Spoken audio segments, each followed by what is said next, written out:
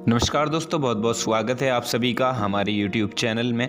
आज की इस वीडियो में हम बात करेंगे 30 और 31 जनवरी के तुला राशि फल के बारे में, यानी महीने के ये दो आखिरी दिन आप लोगों के लिए कैसे रहेंगे, ग्रह नक्षत्रों की स्थिति क्या होगी और इनका प्रभाव आपके जीवन के प्रत्येक क्षेत्र पर कैसा रहेगा, आपका करियर, पारिवारिक जीवन, प्रेम जीवन, दाम्पत्य जीवन, बिजनेस, व्यापार, स्वास्थ्य, शिक्षा, करियर, नौकरी, इन सभी चीज़ों के बारे में हम यहाँ विस्तार से जानेंगे।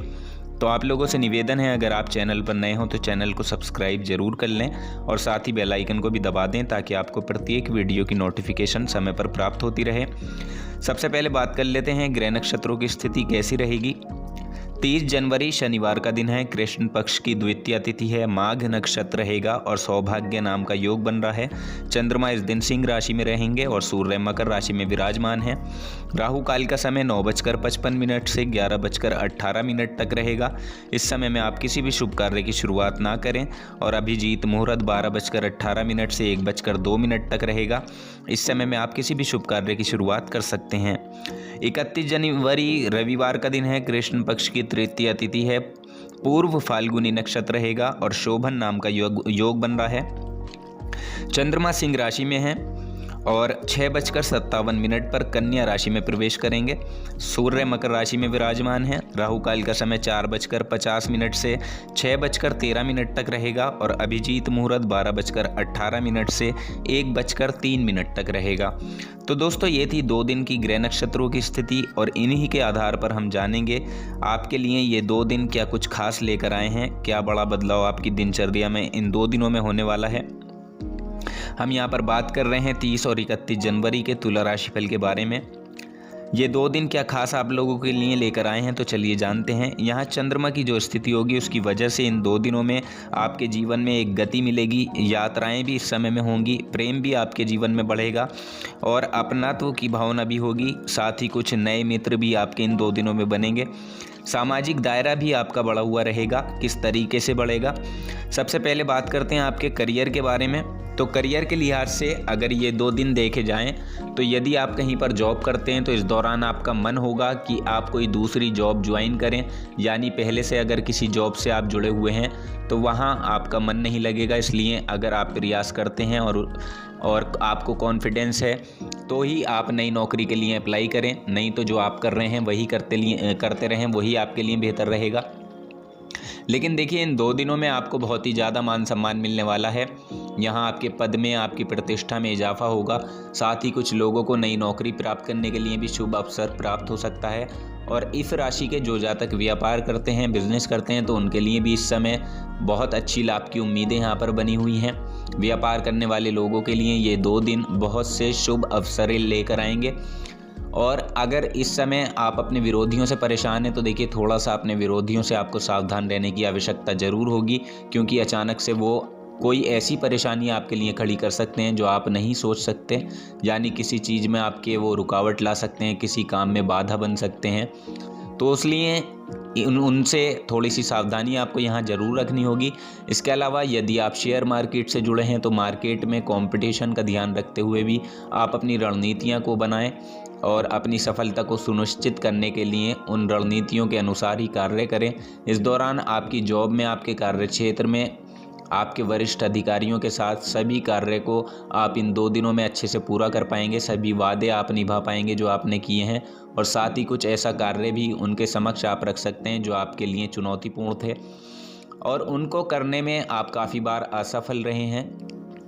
तो देखिए, इस चीज़ से बचने के लिए अगर इस समय कुछ लोगों की मदद आप चाहते हैं तो उनकी मदद ज़रूर लें। उनकी मदद से इन कार्यों को ज़रूर पूरा करें, क्योंकि इन 2 दिनों में आपको अपनी दक्षता को साबित करने का मौका मिलेगा।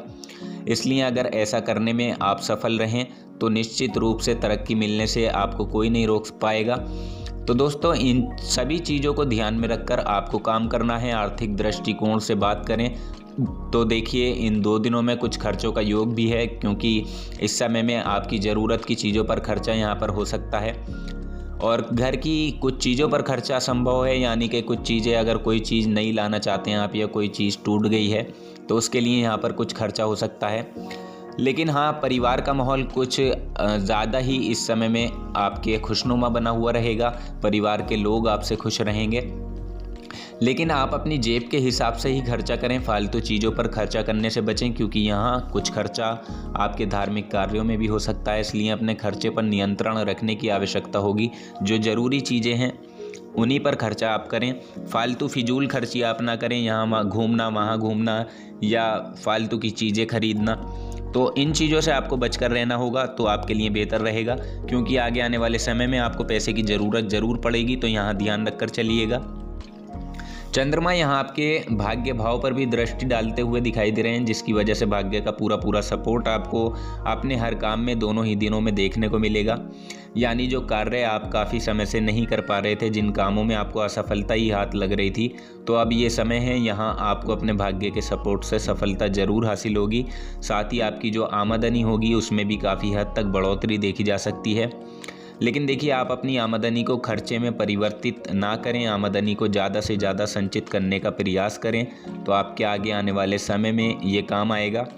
कुल मिलाकर इन 2 दिनों में आपको आर्थिक तौर पर बहुत ही अच्छे लाभ देखने को मिलेंगे। अच्छे लाभ की उम्मीद भी करनी चाहिए, क्योंकि जो कोशिशें आप कर रहे हैं उनसे लाभ ज़रूर मिलेंगे। साथ ही इन 2 दिनों में विदेशी कंपनियों से भी आपके लिए लाभ की स्थितियाँ बनती हुई दिखाई दे रही हैं। ऐसा ये समय होगा जो आपकी आर्थिक स्थिति को ऊपर उठाएगा।